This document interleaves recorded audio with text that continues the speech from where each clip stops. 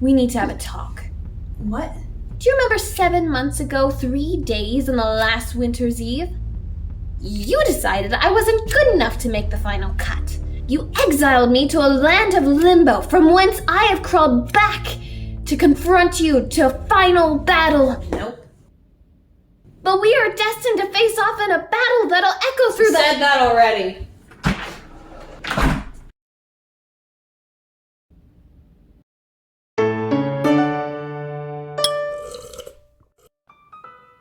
Today we're talking about villains. So grab your favorite hot tea and let's get into it.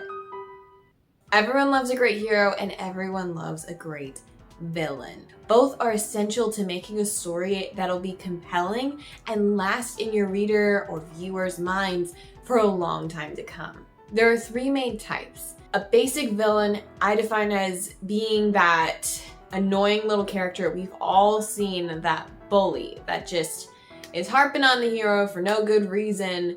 It's just who they are. They have a distinct personality, essentially no backstory, and they're really just fun to see get beat up themselves because they deserved it. When finally the teacher catches him, it's fun.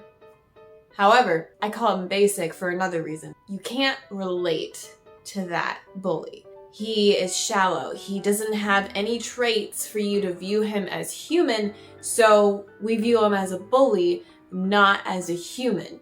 That's why it's more satisfying when he gets in trouble, because it's not like you're viewing a real person getting in trouble so much as an annoying stereotype attribute that we've labeled a bully instead of a person.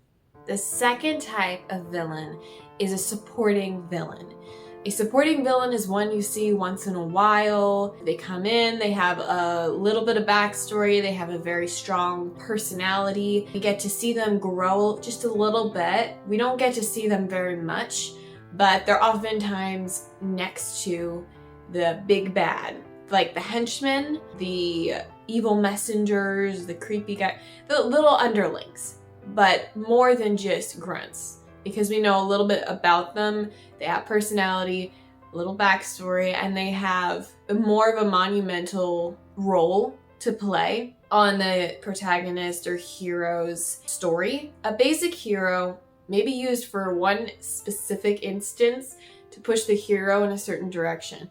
A supporting villain does the same thing, but more influentially. They have more influence on the protagonist as things go. Perhaps in the background, influence on other supporting protagonists. So a supporting villain will come up, be there for a bit, and be in the background.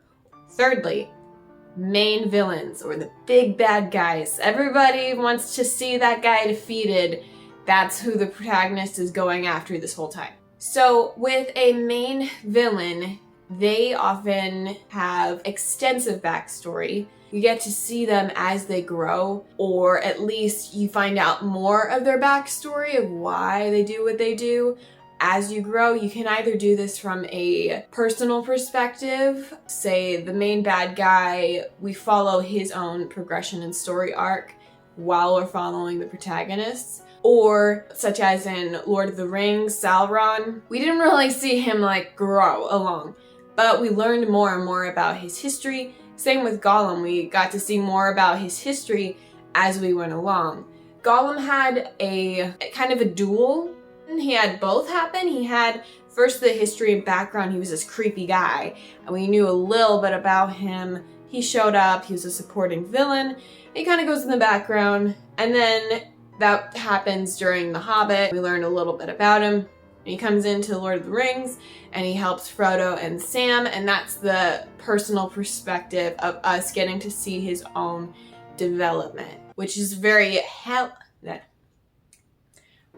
helpful when you want to create a villain that you want to save that villain almost. What makes a great lasting villain is, number 1, relatability. If you can't relate to a character, any character, you're not going to be able to empathize, and that's what we're after. For a villain, to empathize with them, you need enough context to understand why they came to where they are. You don't need to agree with them.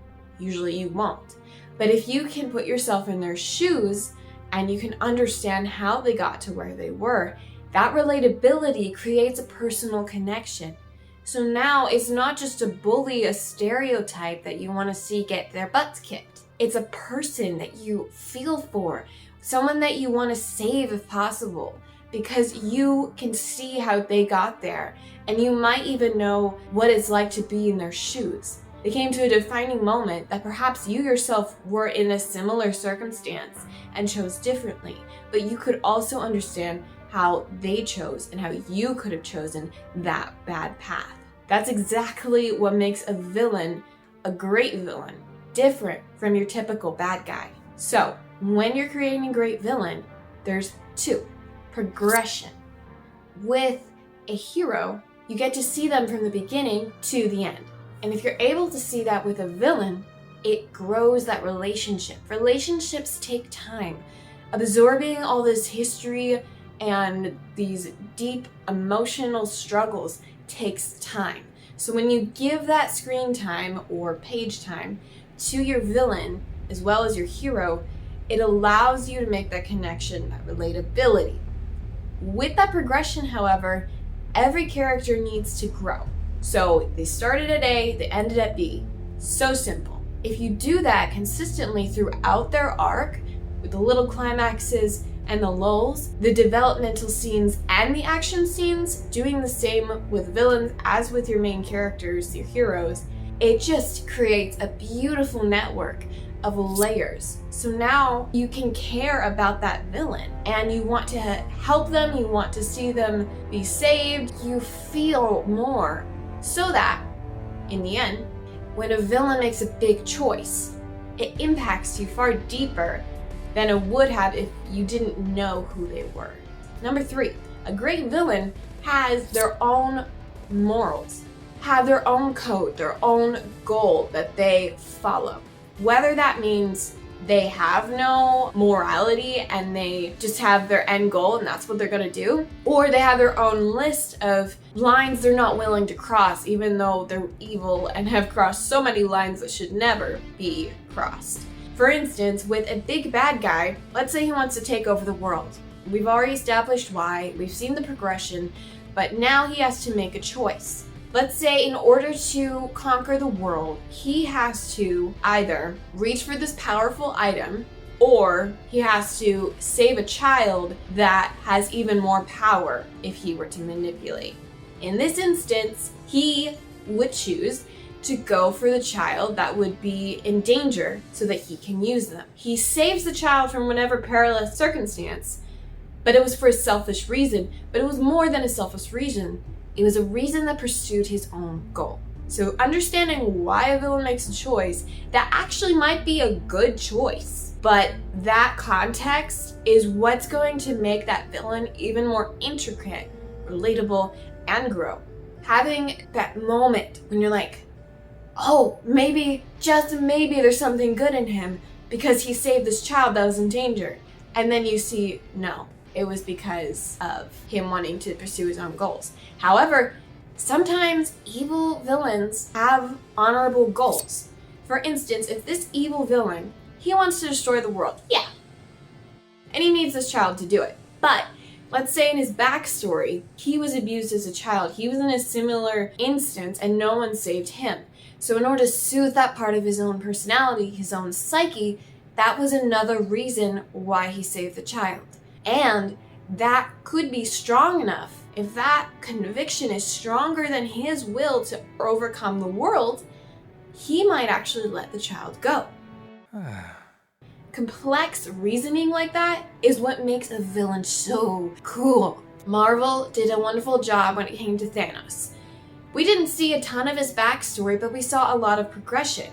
And we could really understand why he wanted to wipe out half the universe, because he truly believed he had to do that to save everybody else. Now that's messed up, but in the end, he didn't celebrate. He just went to this planet, sat down, rested, saw he saw the sunset. He wasn't over the moon about it. He wasn't crazy. And I think that is what made it so much more impactful, because again, you could understand him. Or that scene where he has to sacrifice Gamora to get his end goal. He loved Gamora, but he had to kill her in order to get power to finish his main goal. And seeing how much it hurt him, he didn't do it because he wanted to, it's because he felt he had to. That understanding is what makes a great villain. Well guys, I hope this was helpful to you. If you want to learn more about how to create characters, and specifically a great protagonist, let me know in the comments below.